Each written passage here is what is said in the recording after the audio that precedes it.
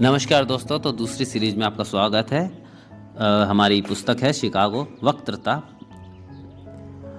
इसका प्रथम दिवस दूसरा अध्याय पढ़ने जा रहे हैं। प्रथम दिवस इसका उद्बोधन है जो उत्क्रमणिका में दे रखा है अभिवादन के उत्तर में। प्रथम दिवस 11 सितंबर 1813 ईस्वी।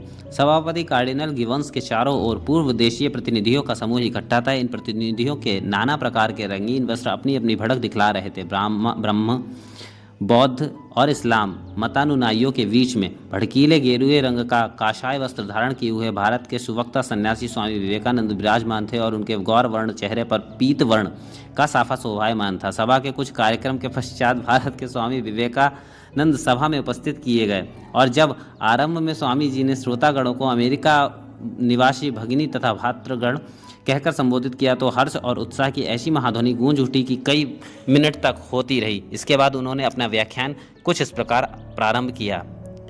यह जो स्पीच है ये शिकागो की स्पीच है जो सभी ने सुनी होगी। इसका हिंदी अनुवाद है, तो पढ़ते हैं। अभिवादन के उत्तर में अमेरिका निवासी भगिनी तथा भ्रातृगण, जिस सौहार्दता और स्नेह के साथ आपने हम लोगों का स्वागत किया है उसके फलस्वरूप मेरा हृदय अथक अकथनीय हर्ष से प्रफुल्लित हो रहा है। संसार के प्राचीन महर्षियों के नाम पर मैं आपको धन्यवाद देता हूँ तथा सब धर्मों की माता स्वरूप हिंदू धर्म एवं भिन्न भिन्न संप्रदाय के लाखों करोड़ों हिंदुओं की ओर से भी धन्यवाद प्रकट करता हूँ। मैं उन सज्जनों के प्रति भी धन्यवाद ज्ञापित करता हूँ जिन्होंने इस सभा मंच पर से प्राच्य प्रतिनिधियों के संबंध में आपको यह बतलाया है कि ये दूर देश वाले पुरुष सर्वत्र सहिष्णुता का भाव प्रसारित करने के निमित्त यश और गौरव के अधिकारी हो सकते हैं। मुझको ऐसे धर्मावलंबी होने का गौरव है जिसने संसार को सहिष्णुता तथा सब धर्मों को मान्यता प्रदान करने की शिक्षा दी है। हम लोग सब धर्मों के प्रति केवल सहिष्णुता में ही विश्वास नहीं करते वरन समस्त धर्मों को सच्चा मानकर ग्रहण करते हैं। मुझे आपसे यह निवेदन करते गर्व होता है कि मैं ऐसे धर्म का अनुयायी हूँ जिसकी पवित्र भाषा संस्कृत में हिंदी शब्द एक्सक्लूजन का कोई पर्यायवाची शब्द नहीं। मुझे एक ऐसे देश का व्यक्ति होने का अभिमान है जिसने इस पृथ्वी की समस्त पीड़ित और शरणागत जातियों तथा विभिन्न धर्मों के बहिष्कृत मतावलंबियों को आश्रय दिया है। मुझे यह बतलाते गर्व होता है कि जिस वर्ष यहूदियों का पवित्र मंदिर रोमन जाति के अत्याचार से धूल में मिला दिया गया उसी वर्ष कुछ अभिजात यहूदी आश्रय लेने दक्षिण भारत में आए और हमारी जाति ने उन्हें छाती से लगाकर शरण दी। ऐसे धर्म में जन्म लेने का मुझे अभिमान है जिसने पारसी जाति की रक्षा की और उसका पालन अब तक कर रहा है। भाइयों, मैं आप लोगों को एक स्रोत के कुछ पद सुनाता हूँ जिसे मैं बचपन से गाता रहा हूँ और जिसे प्रतिदिन लाखों मनुष्य गाया करते हैं।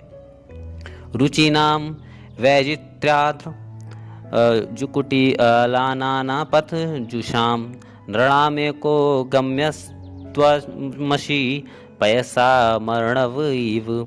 जैसे विभिन्न नदियाँ भिन्न भिन्न स्रोतों से निकलकर समुद्र में मिल जाती हैं उसी प्रकार हे प्रभु भिन्न भिन्न रुचि के अनुसार विचित्र टेढ़े मेढ़े अथवा सीधे रास्ते से जाने वाले लोग अंत में तुझ में ही आकर मिल जाते हैं। यह सभा जो संसार की अब तक की श्रेष्ठ एवं सर्वश्रेष्ठ सभाओं में से एक है, जगत के लिए गीता के उस अद्भुत उपदेश की घोषणा एवं विज्ञापन है जो हमें बतलाता है ये यथा माम प्रपद्यन्ते तान् तथैव भजाम्यहम् मम वर्तामनु वर्तन्ते मनुष्या पार्थ सर्वशः। जो कोई मेरी ओर आता है चाहे किसी प्रकार से हो मैं उसको प्राप्त होता हूँ। लोग भिन्न भिन्न मार्ग द्वारा प्रयत्न करते हुए अंत में मेरी ओर ही आ जाते हैं। सांप्रदायिकता, संकीर्णता और इनसे उत्पन्न भयंकर धर्म विषयक उन्मत्तता इस सुंदर पृथ्वी पर बहुत समय तक राज्य कर चुके हैं। इनके घोर अत्याचार से पृथ्वी भर गई। इन्होंने अनेक बार मानव रक्त से धरणी को सींचा, सभ्यता नष्ट कर डाली तथा समस्त जातियों को हताश कर डाला। यदि यह सब ना होता तो मानव समाज आज की अवस्था में कहीं अधिक उन्नत हो गया होता,